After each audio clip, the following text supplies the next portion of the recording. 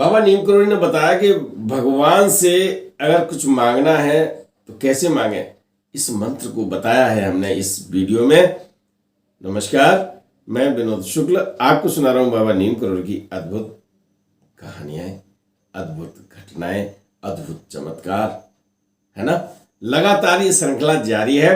तो आज इस महत्वपूर्ण बिंदु पर चर्चा करने के लिए हम आपको लिए चलते हैं फोर चर्च लेन, प्रयागराज, इलाहाबाद, है ना। अब तो नाम प्रयागराज है, पहले भी प्रयागराज था, बीच में इलाहाबाद हो गया था, और स्थान तो आपको पता है, फोर चर्च लेन। भक्त बैठे हैं, महाराज जी तख्त पर बैठे हैं, बातचीत हो रही है, और एक भक्त कहता है, हमें ये बताओ महाराज जी, क्या भगवान से कुछ मांगना चाहिए। चर्चा होने लगी, मांगना चाहिए या नहीं मांगना चाहिए। महाराज जी मुस्कुराते हैं, आपको मालूम है विनोदी स्वभाव है, बहुत बातचीत करते हैं, कभी कभी डांट डपट भी देते हैं, और कभी कभी भाई बहुत सही सही शब्दों का प्रयोग करते हैं। मैं कहूँगा नहीं कि गालियाँ दिया करते थे, कभी बहुत अच्छी अच्छी प्यार, और जिसको गाली दे दी समझ लो उसका उद्धार हो गया। जिस पर अगर थपकी मार दी तो आप समझिए उसे ऐसा आशीर्वाद मिल गया। बहुत सारे भक्तों की कथाएं हमने सुनाई हैं। तो इस प्रश्न पर महाराज जी मुस्कुराते हैं और कहते हैं, ओझा बता। ओझा जी बैठे हुए हैं और ओझा जी अपने ध्यान में थे, लेकिन बोलते हैं कि नहीं, भगवान से कुछ मांगना नहीं चाहिए। अब तो बड़ी अजीब बात हो गई।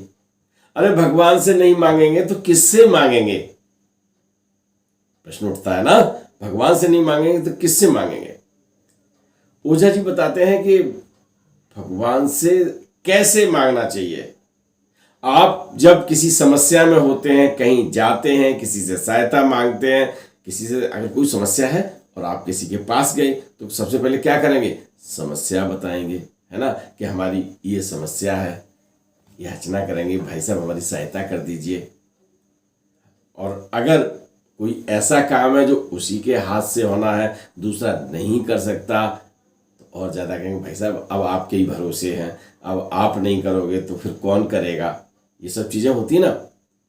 और अगर वो व्यक्ति थोड़ा सा ऐसा है जो नहीं सुन पा रहा है या सुनने की इच्छा में नहीं है, वो आपके बात से सहमत नहीं हो पा रहा है, तो क्या करें, क्या करते हैं लोग रोने लगते हैं, अश्पात करने लगते हैं। तो हम अपनी समस्या बताते हैं, हम याचना करते हैं, हम रोने लगते हैं, और अगर फिर भी कोई नहीं मानता है तो चरण पकड़ लेते हैं। ये लास्ट ब्रह्मास्त्र होता है ना।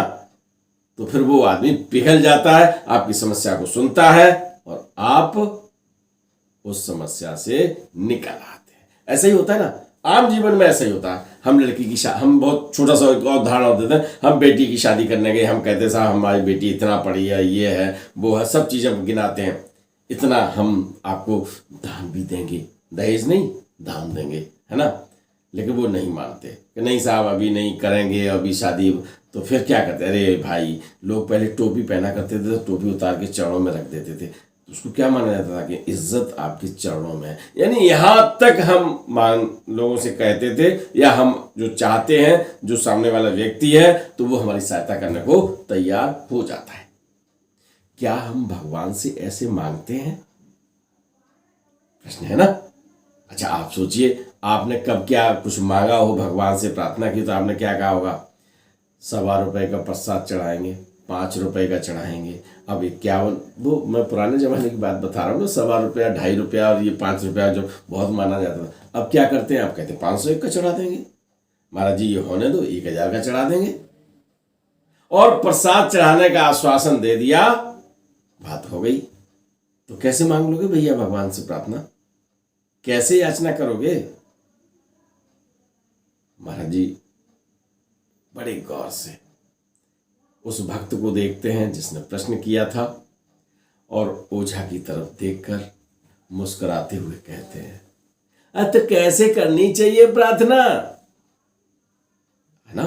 जब उन्हें समझे, जहां कहते हैं कि प्रभु से यदि आपको कुछ मांगना है, उनसे कुछ करवाना है, तो अपनी सारी बात बता दीजिए, समस्या क्या है ना, चरण वंदन कर लीजिए, बता दीजिए कि हम नहीं जानते, आप ही करोगे, पूरा भरोसा करिए, पूरे समर्पण से अपनी बात कहिएगा। ऐसा नहीं है कि कोई बात छिपी रह जाए, हो ही नहीं सकती। और जब त्याग समर्पण से भावना जो आती है, उससे श्रद्धा का जन्म होता है, और श्रद्धा के साथ आप जब बात रखते हैं तो प्रभु जी मजबूर हो जाते हैं कि आपकी बात को माने, आपकी इच्छा को पूरा करें। निश्चल भाव से जब बात कही जाती है तो प्रभु देने को भी मजबूर हो जाते हैं। और आपको बता दें, भक्त और भगवान का जो संबंध है, उसमें भगवान हमेशा भक्त के बस में रहते हैं। तो फिर त्याग समर्पण निश्चल भावना से आप अपना कोई भी आवेदन जब भगवान को देंगे, कोई भी बात रखेंगे, तो वो पूरी होगी। ठीक है ना? इस मंत्र पर चलते जाइए, फिर बताएंगे।